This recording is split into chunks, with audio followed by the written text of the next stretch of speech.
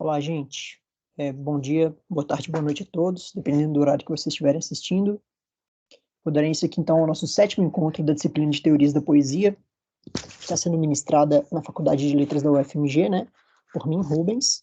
Espero que dessa vez dê tudo certo. Já gravei essa aula, mas ela saiu sem áudio, então estou insistindo aqui para ver se eu vou conseguir ter um resultado diferente dessa vez. Então, gente, essa é a nossa sétima aula desse curso, que está dividido em 3 unidades, né? A primeira unidade em que a gente vai fazer uma investigação teórica sobre a poesia, né? Enquanto forma de arte, refletindo teoricamente sobre o que significa a poesia, quais são as formas possíveis de pensar sobre esse campo, né? Sobre essa forma artística de fato, né? Essa vai ser a primeira parte do nosso curso, unidade 1. Depois a gente entra numa segunda unidade, uma reflexão especificamente mais associada ao poema em si, à sua materialidade, aos elementos de composição do sentido, como que a gente pode ler esses elementos.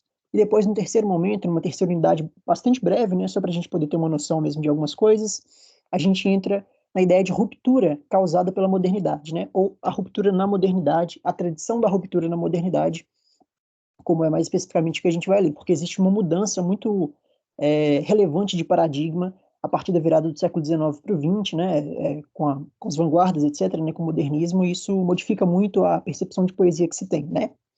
E nessa nossa sétima aula aqui, de alguma maneira, a gente já está dando entrada na segunda unidade. Ela seria a última aula de reflexão, de fato, teórica sobre a poesia. No entanto, ela já começa a, vamos dizer assim, a adiantar algumas questões que vão aparecer lá no estudo específico do poema, né? Daí vem essa ideia de retórica, por exemplo, e de poética, que são 2 campos do estudo da poesia que estão associados a elementos mais normativos mesmo, ou descritivos das características da poesia enquanto realização material, né?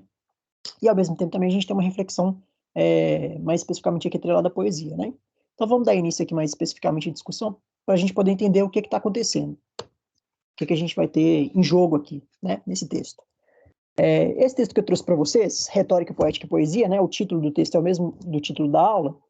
Ele é um texto em que o Jonathan Kuller, né, que é esse professor, acredito que da Universidade de Cornell, já tinha feito uma breve introdução sobre o Jonathan Kuller para vocês na aula de número 2, em que a gente leu um outro texto dele, né, que era o que é a teoria. O Jonathan Kuller é esse professor, então, né, e, consequentemente, o texto dele vai ter um caráter mais acadêmico do que os outros textos que a gente já tinha lido.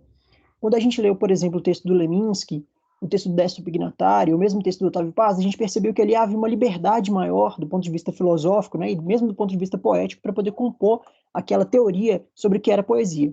No caso do texto do Jonathan Kuller, pela própria posição que ele ocupa, pela carreira dele, né, a forma como ele se constitui, a gente vai se deparar aqui com um texto mais acadêmico e, inclusive, mais didático, né? Acho que as percepções que estão colocadas aqui, elas levam ao entendimento mais típico da sala de aula mesmo, de como que a gente pode entender a poesia, né? Mas não por isso é um entendimento irrelevante, qualquer coisa do tipo, não, pelo contrário. Então, o Jonathan Kuller abre lá o texto dele, né? Ele está entendendo a poesia como uma arte dentro do campo das artes, né? Historicamente presente, vista por diversos ângulos, né? E aí ele dá entrada nessa área mais concreta do estudo da poesia, partindo das noções de retórica e de poesia, né? De poética, perdão, desculpa. E aí ele vai começar definindo a poética, né? Como eu trouxe aqui nesse slide, a poética a gente compreende como esse elemento que está presente lá na tradição grega, né, do pensamento aristotélico, que é, não sei se a gente poderia chamar de um tratado, mas esse estudo realizado pelo Aristóteles ali, né, na época da sua vida lá, em que ele definia mais ou menos, né, os efeitos literários que se produziam na poesia a partir de certas convenções, né, através de certas convenções que existiam. Ele está fazendo um estudo ali mais ou menos da poesia como uma forma de arte bastante abrangente e refletindo inclusive sobre as artes de modo geral, né? E aí ele vai fazer as primeiras distinções de gênero, por exemplo, né? Entre as formas poéticas que existiam ali no momento.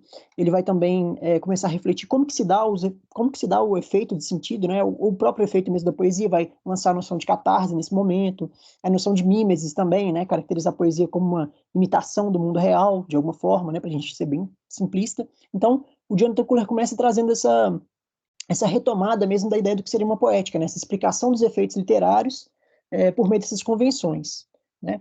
E depois ele vai trazer também uma definição da retórica, e vai comentar que a retórica foi um campo do conhecimento, né? A retórica seria, de alguma forma, essa escola, né? Esse ensino do bem falar, né, ou de uma comunicação mais adequada para determinadas situações, né, ela está associada muito com a política mesmo, com o direito. A retórica é um ensino do desenvolvimento de um discurso no sentido mais literal mesmo, né, não um discurso enquanto instância discursiva.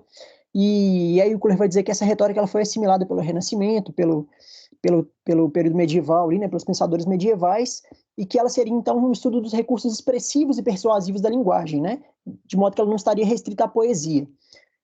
Porém, como eu trouxe aqui a poesia para a retórica, a poesia estaria muito associada à retórica, né? Porque vai dizer lá o Jonathan Kohler, numa primeira definição de poesia, que a poesia se relaciona com a retórica porque ela é linguagem que faz uso abundante de figuras de linguagem que visa ser poderosamente persuasiva. Então, essa seria uma primeira definição de poesia que aparece nesse texto, em associação com a retórica.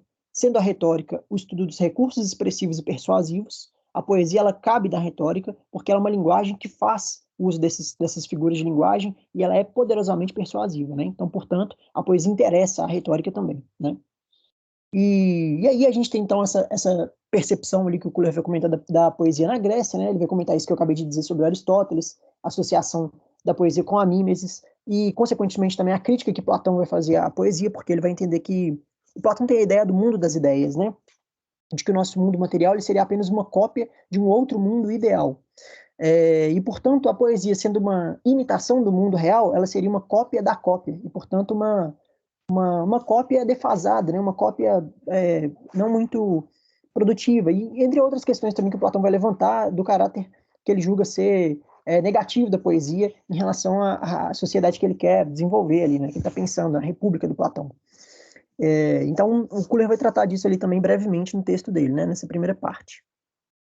Aí depois ele vai fazer uma associação entre essas duas ciências, né? Entre esses dois estudos. Vai observar a proximidade que existe entre a poética e a retórica, sendo elas esses dois campos que eu acabei de descrever, né? Ele vai dizer que a poética, então, perdão, estou confundindo um pouco as palavras. A poética não é uma mera ela não se confunde com a retórica, né, na verdade, mas ela pode ser entendida como uma extensão da retórica, como um uso específico da retórica, né? E daí vem a citação aqui. A poética, como explicação dos recursos e estratégias da literatura, não pode ser reduzida a uma explicação das figuras retóricas. Então, quer dizer, ela não pode ser uma explicação, ela não pode coincidir com a retórica, né?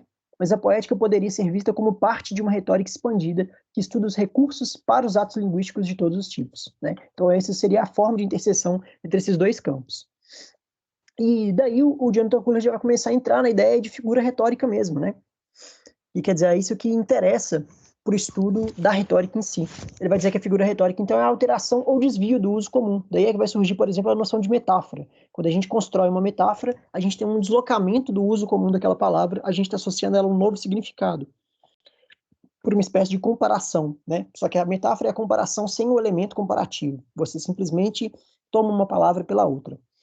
A gente vai ver lá no texto do Borges, que está na unidade 2, que se chama A Metáfora, uma conferência que o Borges deu, né, Jorge Luiz Borges, a gente vai ver algumas metáforas, vamos dizer, chave que ele está trabalhando ali, as formas como ela aparece, e com isso a gente consegue entender muito bem o que é a metáfora e como que ela constrói o seu sentido, né? Uma das metáforas, por exemplo, é a do tempo como um rio, quer dizer, o tempo flui como um rio, ou o rio flui como um tempo, né? Essa tomada de um elemento pelo outro. Então é a alteração, o desvio do uso comum, por exemplo, da palavra rio, no momento em que você emprega para poder identificar o tempo, e não mais só curso de água de uma determinada localidade, né? E aí o Jonathan Kohler, junto a isso, vai trazer também uma ideia interessante, que é minoritária nesse texto, mas que vai servir para a gente também pensar a metáfora lá na frente. Ele vai dizer que alguns teóricos não consideram, né, ou entendem que não existe, na verdade, um sentido literal, um sentido concreto, né? Que toda expressão seria, na verdade, conotativa, seria, na verdade, figurativa. Só que a gente se esquece do caráter do caráter figurativo das expressões, né? Então, por exemplo, ele vai dizer que compreender um problema árduo é um exemplo de uma expressão que não tem em si nenhuma concretude, né? Tanto a noção de compreensão, quanto a noção de problema e a noção de árduo são todas noções abstratas que a gente tem que dar uma concretude na vida cotidiana, mas quer dizer que parte de uma figuração, não de uma concretude, né? E a linguagem tem essa característica. O Borges, lá no texto da metáfora, vai falar uma coisa parecida também, que vai ser muito interessante para a gente poder pensar a metáfora. Aí eu vou trazer um outro exemplo também que eu acho que é interessante na data, né, para a gente poder entender um pouco melhor. E aí daqui a gente já parte para as categorias da retórica, né? Para as estruturas retóricas básicas. Para quem já teve contato com isso, seja na escola, né, ou em algum momento da faculdade, sei lá, até no cursinho mesmo, isso é um tópico que é abordado, vai saber que as estruturas retóricas, né, as figuras de linguagem, como a gente chama, são diversas, né, das mais, assim, difíceis de serem lembradas, as mais comuns, né, e aqui o Kuller está trazendo aquelas que ele considera as básicas, quer dizer, aquelas que são fundamentais para a gente poder compreender os efeitos de sentido dentro da poesia, né. E aí ele vai trazer esses quatro aqui. A metáfora, né, que é a primeira e a mais importante, que o Kuller vai definir como tratar algo como outra coisa. A gente volta lá ao exemplo do rio, que eu tinha acabado de dizer, né, você tratar o rio como um tempo, dentro dessa construção metafórica, é tratar algo como outra coisa. É uma versão de um modo básico de conhecimento, é o que ele vai dizer. Conhecemos algo vendo-o como algo, né? Você conhece aquela ideia, você conhece o tempo vendo-o como um rio, por exemplo, né? Aí você toma um conhecimento do rio, do tempo, perdão, ou do rio também, vice-versa, né? A metáfora, enfim, ela tem um efeito de dupla ação, né? Depois ele traz a metonímia e a sinédrio, que de alguma forma estão associadas, né? São duas figuras que estão associadas. A metonímia seria o movimento de uma coisa para outra que lhe é associada. Então, quer dizer, você pega duas coisas que estão associadas uma à outra e trata uma pela outra também. Você diz, por exemplo, que no caso de uma decisão da realeza, né, vamos supor a realeza inglesa, que é a que a gente mais ouve falar, a rainha da Inglaterra, é mais ou menos o exemplo que o Kuller vai trazer. Você diz que a coroa tomou a decisão de abolir tal coisa, né? Na verdade, a coroa é o objeto que está associado à rainha, e você trata a rainha como coroa por meio de uma metonímia, né? Você trata uma coisa pela outra, por essa associação que existe entre as duas. E a sinédoque é uma coisa muito parecida, que é a substituição do todo pela parte, né? Então, quer dizer, no lugar de você dizer um trabalhador, você diz um par de mãos, né? Mais ou menos o exemplo que o Jonathan Kuller vai trazer também. Na verdade, ele diz 10 mãos sendo tomadas por 10 trabalhadores. Então, quer dizer, tudo bem que 10 trabalhadores teriam 20 mãos, né? Mas quer dizer, a mão ali como representação do trabalho, do trabalhador. Isso é uma sinédoque, é uma parte do trabalhador sendo tomada por ele como um todo. Depois a ironia, que a gente conhece muito bem, porque tem um uso muito assim amplo, né, no mundo cotidiano, nas redes sociais, etc., né, que é a justa posição da aparência e realidade, é o oposto do que se espera, né, é uma quebra de expectativa, assim, de alguma forma, né, quer dizer, você dizer o contrário do que você quer dizer para poder provocar esse efeito de sentido, né, e aí essas seriam essas estruturas retóricas básicas, né, essas quatro. Claro que tem outras, a gente vai ter uma aula também específica. Por isso que eu digo que esse texto já adianta um pouco a unidade seguinte, porque uma das nossas primeiras aulas da unidade 2 vai ser sobre retórica, né? A gente vai trabalhar a métrica e a retórica. E aí eu vou trazer outras figuras também de linguagem, outras estruturas retóricas que vocês vão perceber que são, de fato, menos usuais, mas que também existem, né? Que cabem ser discutidas em algum momento. Então, são essas estruturas retóricas básicas. E aí ele vai dizer que essas estruturas estabelecem a ideia básica de retórica, né? Mas que enfim, né, mas que a gente pode partir para estruturas maiores do que só essas que estão ligadas à linguagem, às palavras em si, né, essa estrutura mais interna do texto, a gente pode partir para estruturas maiores, e uma dessas estruturas maiores de entendimento seria o gênero, né? Olha para você ver, ele vai dizer, para vocês verem, né, ele vai dizer que a estrutura básica, a estrutura retórica, ela é uma estrutura básica de linguagem que subjaz, não, perdão, são estruturas básicas de linguagem que subjazem e a tornam possíveis os sentidos produzidos numa ampla variedade de discursos, né? Então, quer dizer, são essas estruturas que tornam possível os sentidos que estão sendo produzidos, né? E aí ele vai expandir isso para a ideia de gênero. Ele vai dizer que, para além das estruturas retóricas, a gente pode entender essa estrutura maior que é o gênero. E o gênero, ele vai entender como a expectativa, né, do leitor, a partir de certas convenções, que de algum modo vão dar ao leitor, uma vez que você tem a construção de um determinado texto dentro de um gênero, você vai dar ao leitor aquilo que ele espera ao ler aquele texto daquele gênero, né? Então, ele cita, por exemplo, me parece o texto policial. Você vai ler um romance policial, um gênero romance policial, você espera que haja um crime, você espera que haja a presença de um detetive, você espera que haja a resolução de um mistério e depois a narração de como esse mistério foi resolvido, né? Então, são essas convenções e essas expectativas que determinam um encaixe, né, daquele texto naquele gênero específico, né? E, de alguma forma, a gente pode pensar na poesia também como essa expectativa. Quando a gente fala de poesia, a gente já tem uma expectativa, a gente já tem uma série de convenções que estão na nossa cabeça que predeterminam aquilo que a gente espera encontrar ao ler um poema. Isso vai ser importante para a gente pensar daqui a pouquinho, mas para o fim do texto essa reflexão se intensifica, né? E aí é legal a gente pensar também nos gêneros na tradição da poesia grega. a poesia na tradição grega, né? Porque eu já tinha falado disso também em aulas anteriores, a gente fala muito de poesia lírica, mas era uma das formas de poesia que existiam ali dentro da Grécia, né? Hoje em dia, sempre que a gente fala de poesia, a gente associa imediatamente a poesia lírica. Existia a tragédia também no mundo grego, que também era uma forma de poesia, e existia também a épica, né?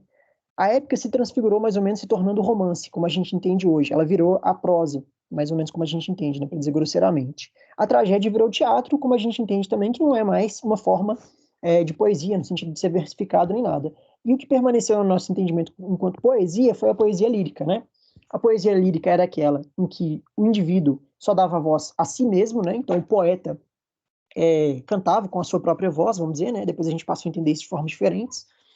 Na tragédia, o indivíduo ele dava voz apenas ao outro, ao personagem, então não havia ali a figura do poeta na tragédia.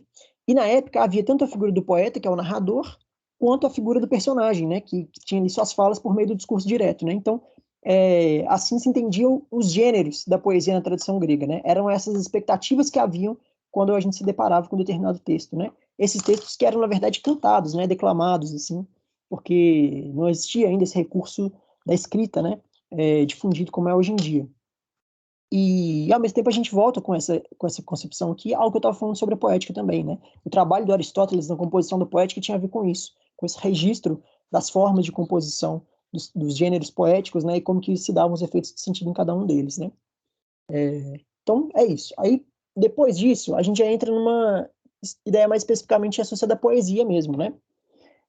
O Kuller vai começar dizendo que a partir do século XVIII até o século XX, a lírica passou a ser a definição essencial da literatura, né? A poesia lírica ela passou a ser aquele gênero mais importante, ela ascendeu do século XVIII até o século XX e virou esse sinônimo de poesia, né? E passou a ocupar um lugar central na reflexão literária, né?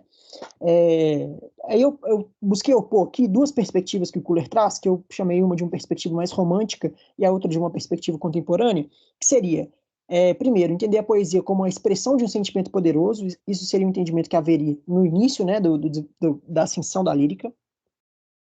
Esse sentimento poderoso, ao mesmo tempo lidando com o cotidiano e transcendente, seria assim que se comporia um poema. E depois, na visão contemporânea, os teóricos contemporâneos, né, conforme diz Jonathan Kuller, vão passar a tratar a lírica menos como expressão dos sentimentos do poeta e mais como trabalho associativo e imaginativo com a linguagem. Então, percebam, numa visão contemporânea, a gente, vamos dizer, se a gente fosse falar de uma forma bastante pobre, assim, a gente está falando aqui da diferença entre inspiração e expiração, né? Ou inspiração e trabalho. E a visão contemporânea está valorizando muito mais o trabalho em detrimento da inspiração, né? Está valorizando muito mais a percepção da poesia como uma habilidade a ser desenvolvida ou como um tipo de produto a ser trabalhado, né? O poema. Então, quer dizer, existe uma dimensão imaginativa muito forte, mas existe muito a noção de um trabalho com a linguagem, né? Isso volta muito lá para aqueles textos que a gente estava falando, para aqueles textos que a gente leu, na verdade, né, sobre os quais a gente falava, que tratavam a poesia por uma perspectiva muito forte da materialidade, né? Quer dizer, era o trabalho com a linguagem. O texto do Leminski, do Décio Pignatari, etc., né? Inclusive os poemas que a gente leu também, na nossa aula síncrona, né? Os poemas do Drummond, do João Cabral também, né? E depois, enfim, aí a gente tem duas percepções diferentes sobre a leitura de poesia, né? O Jonathan Kuller já vai entrar nessa parte um pouco mais, talvez até didática mesmo em relação à leitura. Ele vai dizer que por essa perspectiva material, a gente pode falar da importância de observar a relação entre o sentido e os elementos não semânticos, né? O ritmo, por exemplo. Então, se a gente está considerando fortemente a materialidade da poesia, a gente vai querer entender como que esses elementos não semânticos produzem sentido, né? Por exemplo, como que as rimas produzem sentido, como o ritmo produz sentido, como a distinção até mesmo espacial do poema na folha, né? Os versos, a versificação produz sentido, né? Então, essa seria uma perspectiva de leitura que leva muito em conta a materialidade. Mas na lírica também vai chamar muita atenção, o Kuller vai dizer, a distinção entre a voz poética e a voz do poeta, né? Aí é aquilo que eu estava falando. No entendimento de lírica, na Grécia, a gente entendia que a lírica era aquela forma poética em que o poeta falava, né? Em que o poeta se dava voz. No entanto, no nosso entendimento mais contemporâneo, a gente entende que a voz que está no poema não é a voz do poeta, é uma voz construída dentro do corpo do poema, né? É a voz poética, é o eu lírico, como a gente costuma chamar, né? Eu prefiro até o termo voz poética, né? Mas eu lírico serve, a mesma coisa também. Então, isso é uma forma interessante da gente poder entender essa leitura de poesia, né? E aí o Kuhler vai trazer um trecho muito interessante para ele falar dessa relevância, né, do entendimento da presença da voz poética. Olha, ele vai dizer que interpretar o poema, portanto, é uma questão de deslindar, a partir das indicações do texto e do nosso conhecimento geral sobre os falantes e situações comuns, a natureza das atitudes do falante, o que poderia levar alguém a falar dessa forma. É a pergunta que se coloca, né? Então, uma vez que a gente compreende que existe ali uma voz poética, um sujeito poético que fala, a gente vai procurar entender o que levaria uma pessoa a falar como aquele sujeito fala, né? Então, a gente vai enfim, tentar fazer uma leitura ali, né, para poder construir sentido a partir da percepção de que é alguém ali que está falando, né? Essa seria uma forma de entendimento da poesia, uma forma de leitura. E depois ele vai começar a abordar também as perspectivas da teoria perante a poesia mesmo, né? Ele vai dizer que a lírica, por exemplo, ela se baseia numa convenção de unidade e autonomia, né? Que tem a ver com aquilo que eu estava falando da convenção do gênero mesmo. Então, quer dizer, a gente parte do pressuposto de que a gente tem que encarar a poesia a partir dessa certa convenção, de que ela é autônoma, de que ela tem uma unidade significativa ali relevante, que carece de desvendamento, né? Que carece de significação, de interpretação. Aí ele vai começar a falar dessas coisas.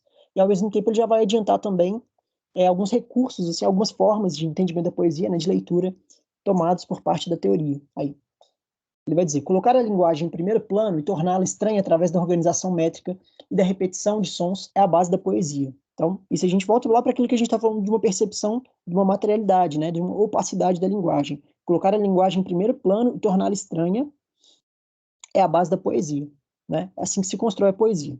As teorias da poesia, portanto, postulam relações entre diferentes tipos de organização da linguagem, métrica, fonológica, semântica, temática, né? Então, aquilo é a percepção da teoria escolhendo uma abordagem perante o poema, né? Postulam relações entre diferentes tipos de organização da linguagem.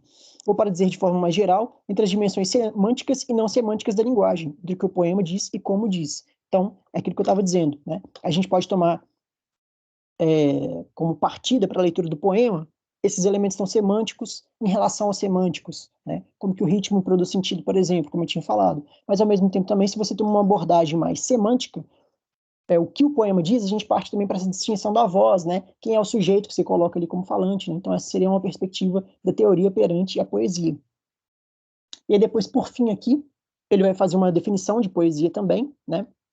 Vai dizer que o poema é uma estrutura de significantes que absorve e reconstitui significados, na medida em que seus padrões formais têm efeitos sobre suas estruturas semânticas, assimilando os sentidos que as palavras têm em outros contextos e sujeitando-as à nova organização, alterando a ênfase e o foco, deslocando os sentidos literais para sentidos figurados, colocando termos em alinhamento de acordo com os padrões de paralelismo. Aí eu vou pegar esse trecho aqui para aproveitar aquilo que eu estava dizendo sobre o gênero, mais uma vez, e sobre a convenção, né? Qual que é a ideia?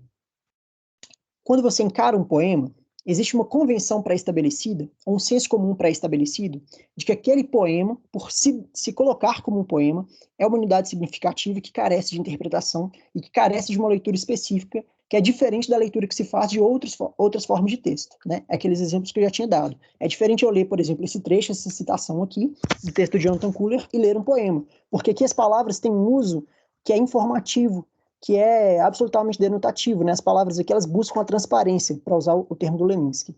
Na poesia, a gente já parte do pressuposto, da convenção, né? A gente está convencionado que a poesia ali vai ter um uso diferente da linguagem, que carece de interpretação, né? Isso é uma convenção, né? Assim, tradicionalmente é assim, mas se a gente lesse de outra forma, não seria.